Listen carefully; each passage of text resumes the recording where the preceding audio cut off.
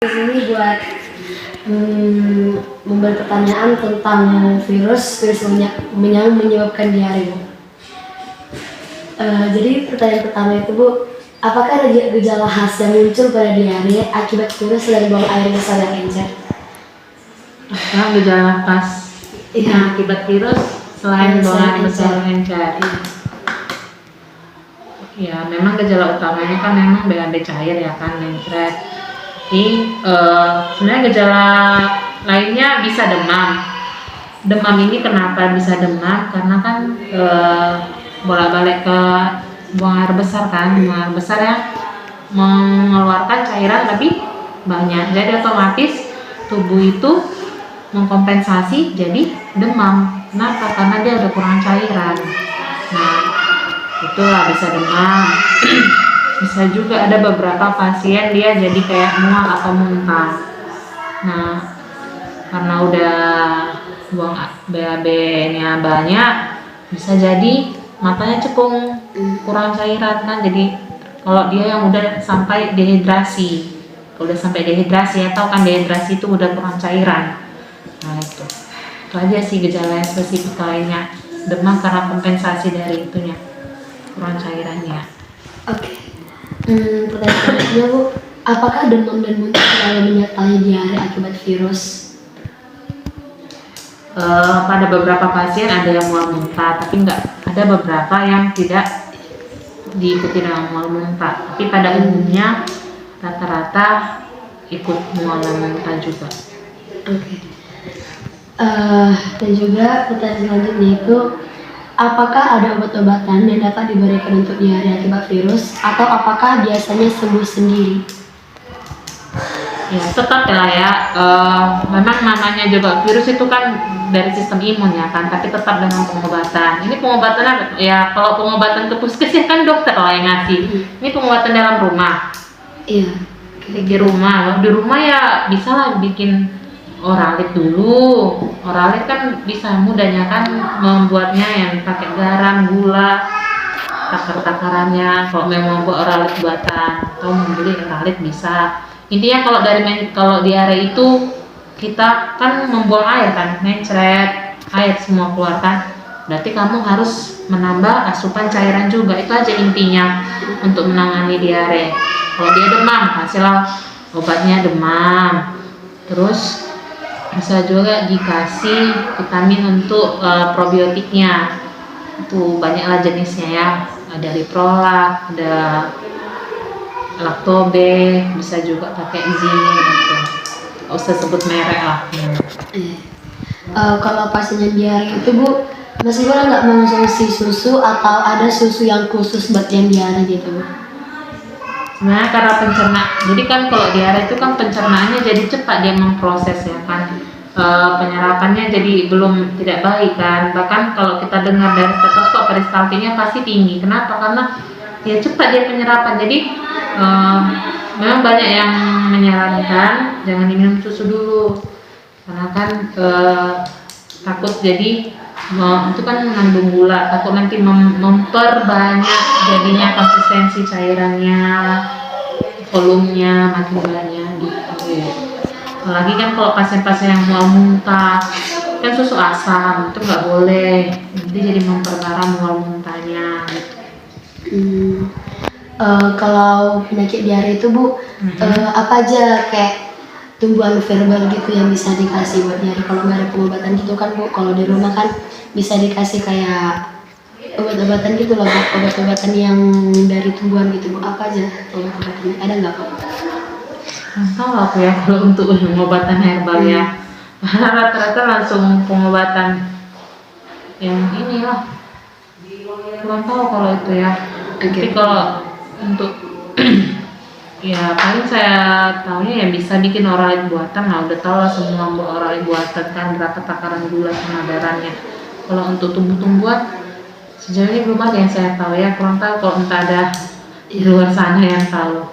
Karena kan dari medisnya, kalau dari segi-segi pengobatan tradisional kayak saya kurang tahu. Saya akan melanjutkan pertanyaannya. Jadi pertanyaannya itu, Bagaimana cara mencegah dehidrasi terutama pada bayi dan lansia yang rentan?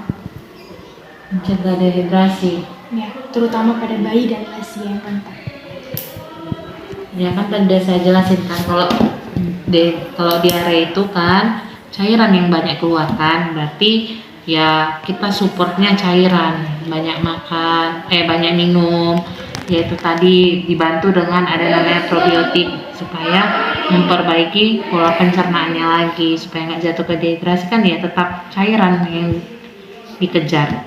Jangan sampai warning sign-nya itu, tanda bahayanya kalau seandainya anak dia kan BAB mencret, pasti nanti demam dan nggak mau minum, demam tidak mau minum, itu kita udah hati-hati, itu dehidrasi. Jadi kalau udah ada tanda anak kayak gini segera, kalau memang dia nggak mau minum, langsung segera dibawa ke rumah sakit supaya segera bisa langsung dibuat pemberian infus. Karena kan kalau anak-anak diare, dehidrasi itu kan pasti pembuluh darahnya jadinya nggak nampak, nggak muncul, nggak ada senampak ini.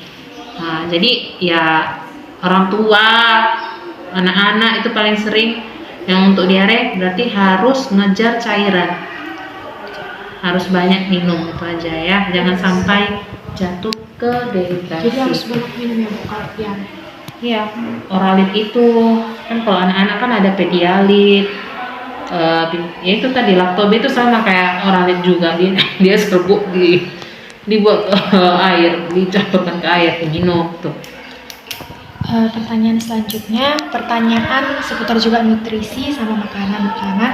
Apa yang sebaiknya dikonsumsi dan dihindari selama mengalami diare virus? Yang dihindari? Ya, dihindari. Yang dihindari ya pasti ya ini lah, jangan dulu makan makanan yang tinggi asam, yang pedas, sama yang tinggi-tinggi serat pun sebenarnya jangan, karena kan pencernaannya lagi aktif kali kan. Kalau tinggi serat kita nanti BAD terus lah dia. Jadi sebenarnya sayur pun katanya ya itu jangan terlalu banyak dikasih kalau pas lagi mencret. Kita lebih ngejar ke, kan kalau diare itu kan dia jadi mengurangi elektrolit. Elektrolit itu karena cairan yang berkurang kan, itu mengandung elektrolit dan cairan.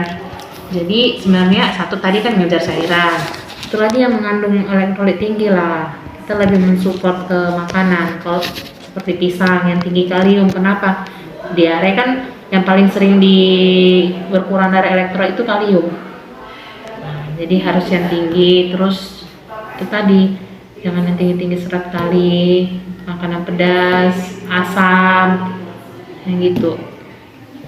Nah, pertanyaan selanjutnya ya Bu. Bagaimana diare akibat virus dapat menular dan apa saja cara mencegahnya?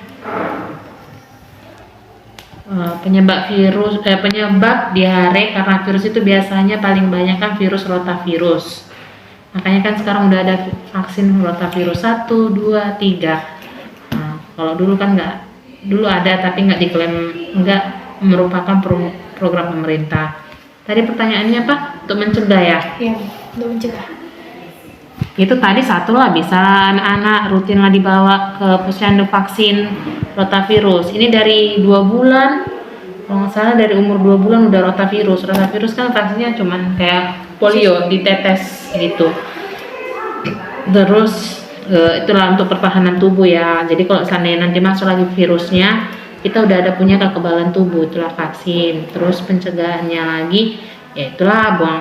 Sekarang di sini kan udah nggak ada lagi yang jambannya di luar kan, karena ada penularan dari feses pun bisa kan, tapi udah jarang ini ya. Sekarang udah punya banyak ya kamar mandi anak apa kan masyarakat. Terus ya inilah CTPS lah, cuci tangan kan, penularannya bisa dari tangan apa semuanya kan, karena virus itu cepat dia menular.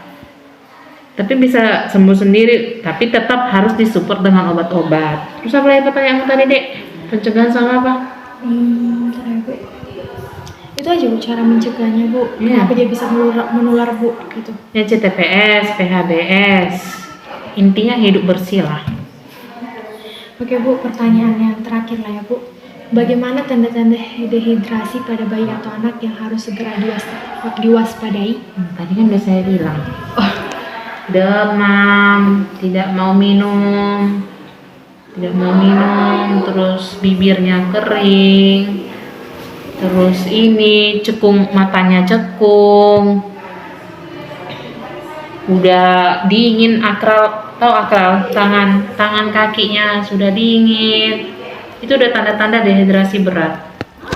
Dehidrasi berat itu harus segera dibawa ke rumah sakit ya. Ini demamnya tinggi, tidak mau minum. Ini yang pasien tidak mau minum, bibir kering, mata cekung, akralnya dingin. Kalau ada lagi bahasa kami di medis, turgornya lambat. Dia turgor kok ditekan gini.